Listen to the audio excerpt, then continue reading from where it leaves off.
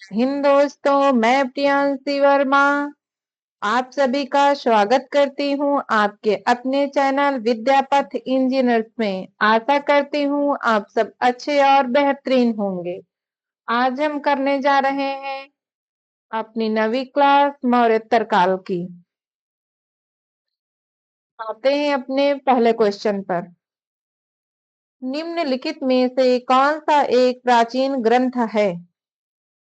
तो ये कौन सा है? मेघदूत। कौन सा है? मेघदूत। Option number C. निम्नलिखित में से कौन सा एक प्राचीन ग्रंथ है? विभीषण, सोनाकुंड, मेघदूत, चंपारण। तो ये है मेघदूत। यह जो मेघदूत है, यह महाकवि कालिदास द्वारा रचित एक अत्यंत प्रसिद्ध प्राचीन संस्कृत काव्य ग्रंथ है। और जो ये विभीषण है, ये रामायण का एक पात्र है। और जो सोनाकुंड है, एक स्थान विशेष हो सकता है। और जो एक चंपारण है, ये बिहार का एक जिला है। मेघदूत ही इन विकल्पों में से एक प्राचीन ग्रंथ है। नेक्स्ट, कल्हड़ किसके लेखक के रूप में प्रसिद्ध है? तो कल्हड़ राज तरंगिणी के लेखक के रूप में प्रसिद्ध हैं। Option number A. कौन सा होगा? राज तरंगिणी। कल्हड़ जो है अपनी प्रसिद्ध कृति जो राज तरंगिणी है, राजाओं की नदी के रचयिता के रूप में प्रसिद्ध है। 12वीं शताब्दी के इस कश्मीरी कवि ने 1148 से 1150 ईस्वी के बीच संस्कृत में कश्मीर के क्रमिक इतिहास का जो है वर्णन किया है। राज तरंगिणी संस्कृत छंदों में लिखी गई है और इसे 8 भागों तरंगों में विभाजित किया गया है। नेक्स्ट, इस अभिलेख में चंद्रगुप्त मौर्य की विजय का वर्णन है। तो ये रुद्र दामन। कौन सा है? ऑप्शन नंबर डी, रुद्र दामन। क्योंकि जो रुद्र दामन के जूनागढ़ अभिलेख 150 ईस्वी में, यहाँ से बहुत स्पष्ट प्रमाण मिलता है कि चंद्रगुप्त मौर्य के प्रांतीय राज्यपाल पुष्यगुप्त ने गुजरात के सौराष्ट्र क्षेत्र में सुदर्शन झील का निर्माण करवाया था, जो उनकी पश्चिमी विजय की पुष्टि करता है। नेक्स्ट, सम्राट के शासनकाल में प्रयाग प्रशस्ति लिखी गई। तो ये लिखी गई है समुद्रगुप्त के शासनकाल में। किसके शासनकाल में? समुद्रगुप्त के शासनकाल में। प्रयाग प्रशस्ति इलाहाबाद स्तंभ लेख गुप्त वंश के प्रतापी सम्राट समुद्रगुप्त का शासनकाल लगभग 4वीं शताब्दी के शासनकाल में लिखी गई थी। इसके रचयिता समुद्रगुप्त के दरबारी कवि और मंत्री हरिशेन थे, जिसमें समुद्रगुप्त की वीरता, सैन्य विजयों और अभियानों का विस्तृत जो है संस्कृत में वर्णन है। नेक्स्ट, सूची फर्स्ट को सूची सेकंड से सुमेलित कीजिए और सही उत्तर चुनिए। मेघदूत। मेघदूत होगा कालिदास। कौन सा होगा? कालिदास। और गीत गोविंद का क्या होगा? जयदेव। मुद्रा राक्षस का तो आप लोग जानते हैं, विशाख दत्त। और वासवदत्ता चंद्रवर्ध।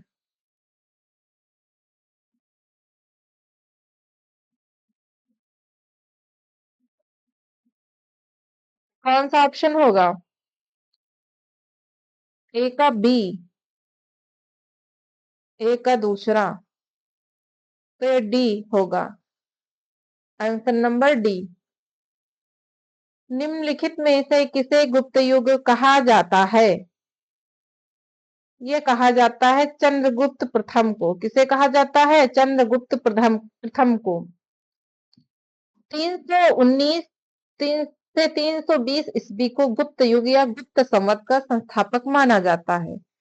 इन्होंने लिच्छवियों के साथ वैवाहिक संबंध बनाकर गुप्त साम्राज्य की नींव रखी और एक शक्तिशाली शासक के रूप में स्थापित हुए। इस काल को भारत का स्वर्ण युग भी कहा जाता है। नेक्स्ट, सूची फर्स्ट को सूची सेकंड से सुमिलित कीजिए। हरिशेर, प्रयाग प्रशस्ति, बाण भट्ट, हर्षचरित, पिल्हड़, राजतरंगिणी, पाणिनि, अष्टभाई।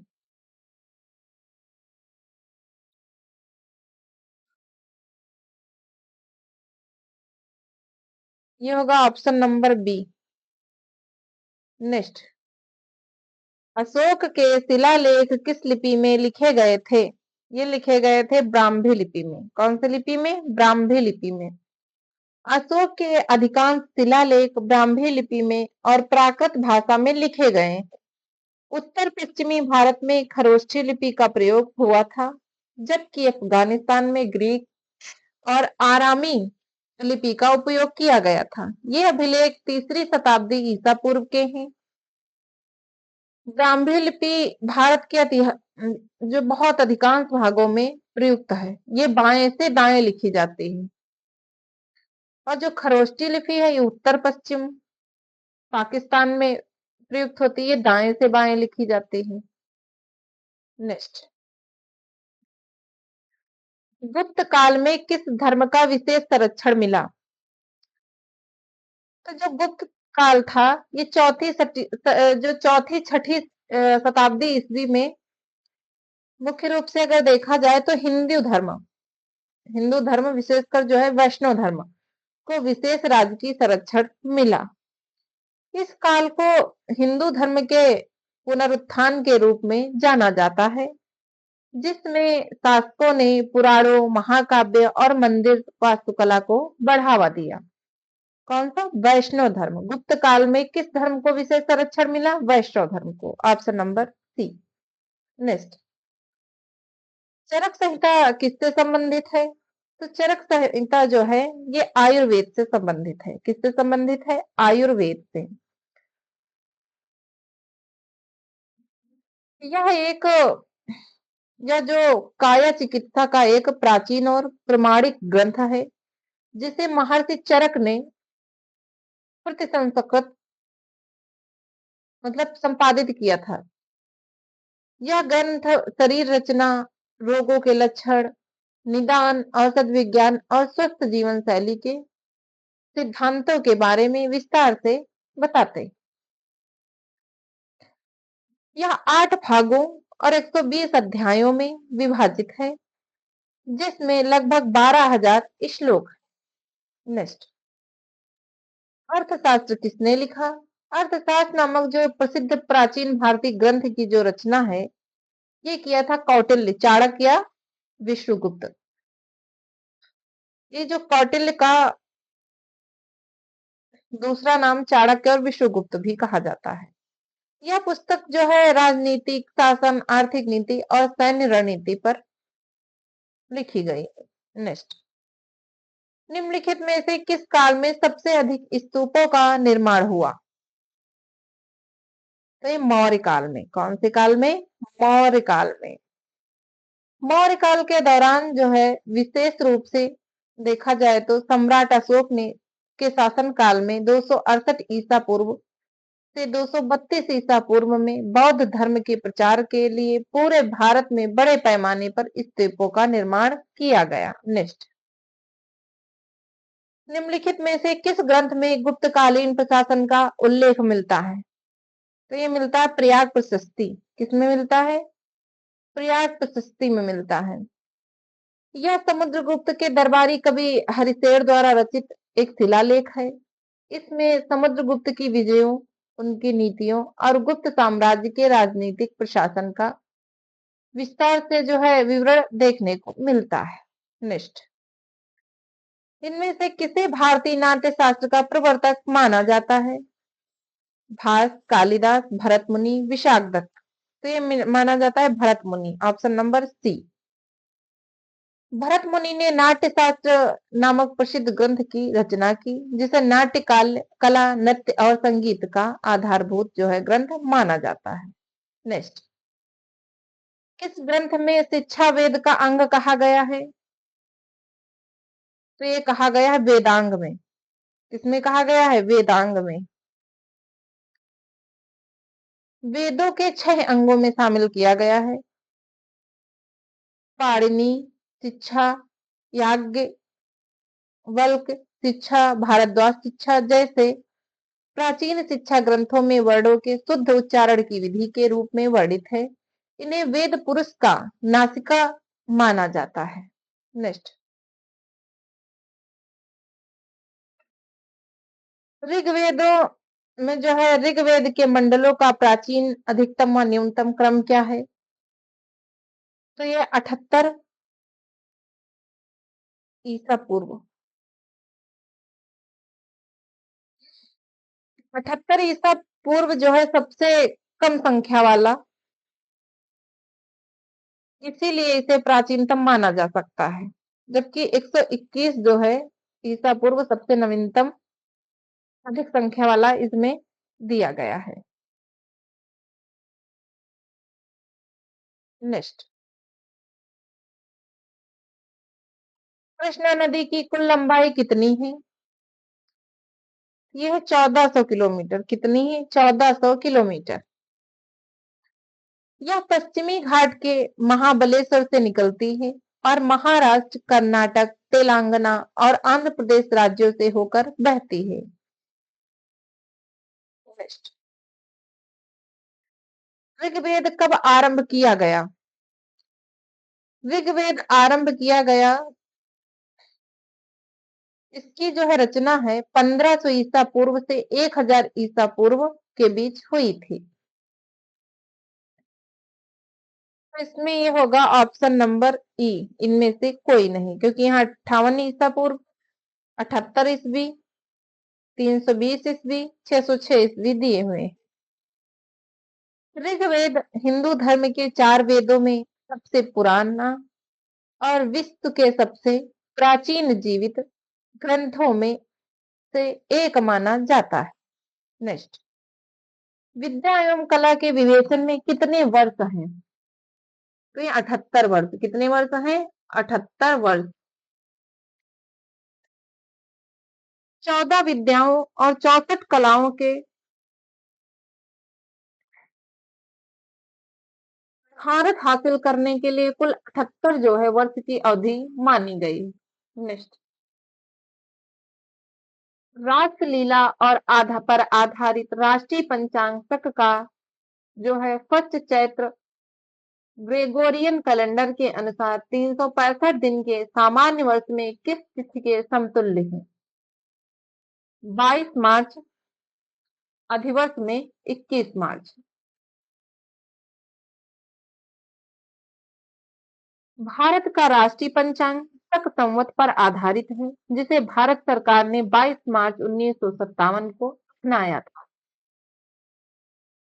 इस पंचांग और ग्रेगोरियन कैलेंडर के बीच एक स्थायी जो है संबंध होता है। संवत का पहला महीना चैत्र होता है। एक सामान्य वर्ष में एक चैत्र हमेशा ग्रेगोरियन कैलेंडर के 22 मार्च के समतुल्य होता है। नेक्स्ट, विक्रम संवत का प्रारंभ कब हुआ? ये हुआ था 57 ईस्वी पूर्व। 57 ईसा पूर्व में विक्रम संवत का प्रारंभ हुआ था। यह कैलेंडर भारत और नेपाल में सांस्कृतिक और धार्मिक कार्यों के लिए व्यापक रूप से उपयोग किया जाता है। इसकी शुरुआत उज्जैन के राजा विक्रमादित्य ने की थी। निम्नलिखित में से किस वर्ष 2009 में शक संवत का वर्ष था? तो ये था 1931। ईसवी सन में से जो है 78 घटाने पर शक संवत प्राप्त होता है।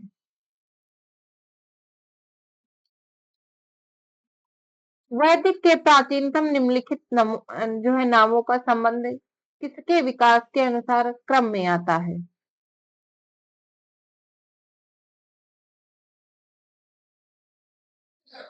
तो ये आता है, सेकंड आता है पहले ब्राह्मण,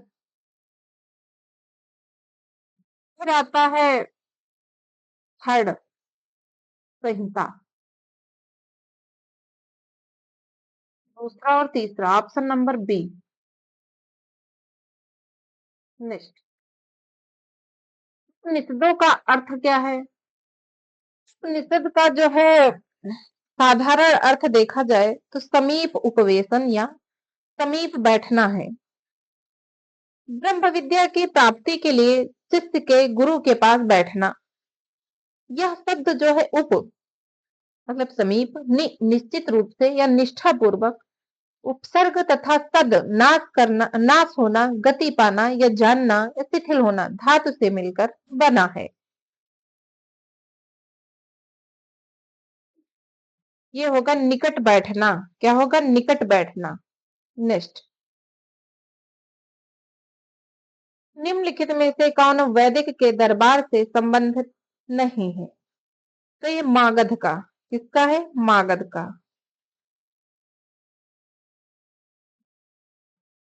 यह यजुर्वेद से संबंधित है। ऋत्विक पुरोहित होता था जो यह यज्ञ की भौतिक व्यवस्था और आहुति देने का कार्य करता था। होत्र का संबंध जो है वे वैदिक के दरबार में है, यजमान का भी है और यधर्व का भी। नेक्स्ट, निम्नलिखित में से कौन वैदिक यज्ञ के दरबार से नहीं था? तो ये था निषाद। कौन नहीं था? निषाद। नेक्स्ट, निम्नलिखित में से किसका उल्लेख वैदिक के सबसे अधिकतम में है? इंद्र, अग्नि, वरुण, सोम। तो ये है इंद्र। ऋग्वेद में देवता इंद्र जो है उनका सर्वाधिक बार जो है उल्लेख मिलता है। उन्हें 250 से अधिक सूक्त समर्पित हैं। इंद्र के बाद दूसरे प्रमुख देवता जो हैं अग्नि है, जिनका उल्लेख लगभग 200 बार किया गया है। नेक्स्ट, उपनिषद में किस उपनिषद से श्वेत स्वतर का गीता से मिलता है? ये होगा यजुर्वेद। कौन सा होगा? यजुर्वेद।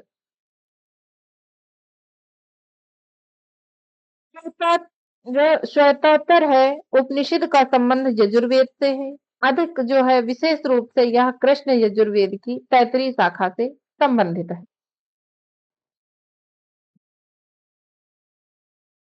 पुराणों में प्रचलित वेद का विभाजन किस काल में किया गया? तो ये किया गया है गुप्त काल में। किसमें किया गया? गुप्त काल में।